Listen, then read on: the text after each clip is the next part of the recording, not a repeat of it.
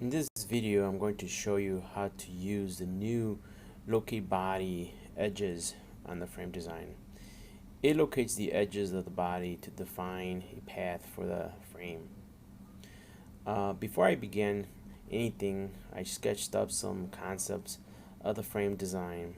I think, at least to me, it makes it much easier to visualize the feel and look of the frame with the overall surrounding parts. Okay, here's the die-cast frame that we're going to replace with the tubular frame. So I'm going to go ahead and simply select the configuration. So you can see here, here's where I'm going to design my new frame. What I've done here for demo purposes, I already created a part here. So I'm going to edit in place. And you're going to see what I've done here, that I already predefined the sketch that we talked about the first couple slides, coming up with a concept, what would be the best method to create a frame based on what you already have. In other words, your motor here, the gas tank, and so forth. So I came up with this and determined this will be the ideal design for my new frame here. So what I'm going to do is I'm going to go ahead and extrude this region here, and I'm going to make sure I select the symmetric option here and push the right about, as long as it's past these sketches here, this should be fine here. So at this point I could select the region here, and if I wish I could simply select which direction I want to extrude. But as you can see that at the top up there, it's not cutting that other half up there, so that's not the method I want to use. What I'm going to use is simply select the actual extrude command here and make sure I select the chain option here. If I can't get I would use my quick pick there and there. And I want to make sure that I select everything outside of that sketch. And before I do that, I want to make sure I have the remove option turned on as well. And I'm gonna say yes. At that point, you can see what I've done here, and this is exactly the results I'm looking for. Accept that. Okay, so I'm gonna show you a quick, just kind of a tip here. What you want to do is make sure that you don't have big gaps between one vertex to the other, and you can see you have that right here, and we don't want that. So what's going to happen is Solid is going to try to make a tube, and you can see as I zoomed out, that's pretty small, so we don't want that. So what I'm going to say, I'm going to go ahead and zoom in a little closer so you can see how tiny that is. And you can see this is the original location right here. Let me select the all right here so you could kind of get an idea. And there's the other one right here, and this is the one we want to do. We want to basically close in this gap here by selecting the other vertex right there. Accept that, and then zoom out a little further out, and obviously you can see that I have exactly the same issue there, so I'm going to basically do exactly the same thing. Make sure I grab my steering wheel there and connect the dots right about here. Let me go ahead and do that right there. Perfect. Okay. The next thing I'm going to show you is, okay, well, I typically want to have some kind of a, at least follow the curvature of the tank there. So I'm going to put in a radius in here. So let me go ahead and select that edge there. And I want to make that maybe enter 7 value. That should probably be good. There. And the other side there. Make sure I get the bottom here. Perfect. So you can see that what I've done here, so that basically my tube follows, or the path of the tube follows the curvature of the tank there, so it at least maintains some aerodynamics.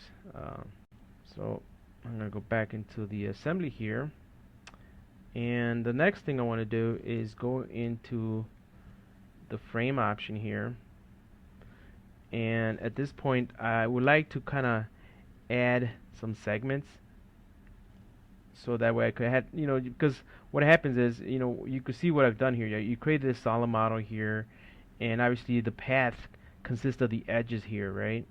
So I still want to add my own basically paths as well. So what I'm going to do is simply select some of the edges here, and sometimes I want to maybe if you want to concentrate in specific areas, or you could select the key points and say, I want to go from there, and then maybe this point I want to maybe use the midpoint. So I'm going to use the midpoint here, and there you go. And I'm going to use another one here. So let me make sure I get all the way. And this time I'm going to select this right here and right there. And let's see if I'm missing another one. I'm going to place another one right here from this one right here to the other one up here. Perfect. You can see that I already done that in the other side just for demo purposes. Okay, so at this point I'm going to click on the frame command here.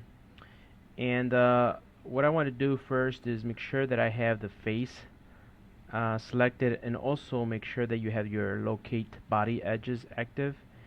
And also on the options here, make sure you have a coping on non-miter joints is also checked.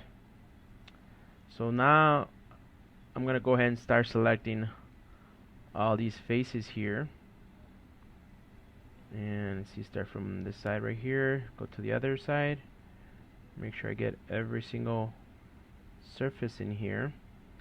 And once I've determined that I've had all the surfaces that I wanted selected, I'm going to go back and select the single option here, and at this point select the segments that I manually selected or created. So at this point I'm going to go to the other side, and sometimes if you can't quite get it, use your quick pick. That usually will find it for you as well. And make sure I get that one. So once I determine that I got all of them, I also want to use the edges here from the model to basically connect the one side of the frame to the other side of the frame here as well. And it looks like I got everything here. So at this point I'm going to simply say, yeah, go ahead and accept that.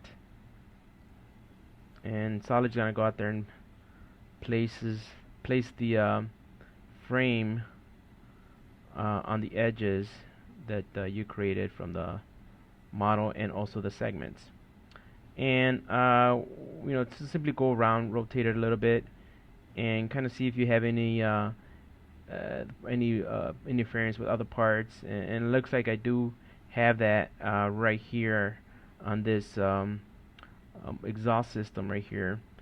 And I did that intentionally because I'm going to actually come out with another segment in the next couple of weeks or so, or maybe a month, where I'm going to show you how to design a new exhaust system, so that way you don't have this interference there anymore.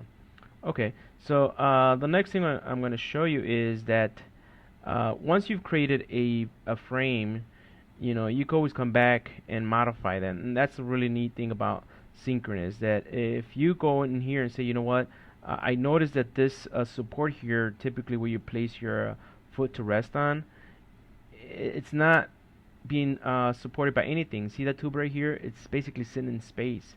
So by going in here and selecting my face priority and selecting that face and pushing it back a little bit, and obviously I want to make sure that I lock into the center of that right there. And as soon as I do that, look what happens. Solid goes out and basically updates that frame and centers to that point.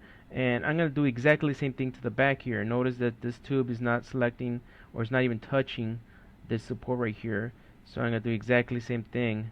Simply select that surface there and make sure I lock into the center of that and accept that.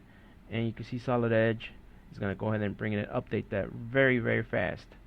Another method is if you notice here that this support right here is perfectly centered to that tube right here, but not the back one right here, not the bottom one right here, somewhat offside a little bit. So again, I'm going to use that surface, but this time I'm going to grab that and offset that off of my edge there. Make sure I get that correct.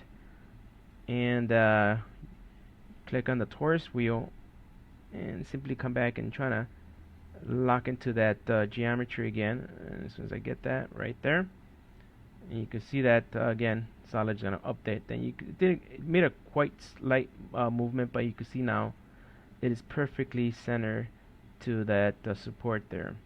And basically at this point you could go in here and actually turn off your part that you created that solid model from, and kind of look around and take a look if you have any more parts running to other components.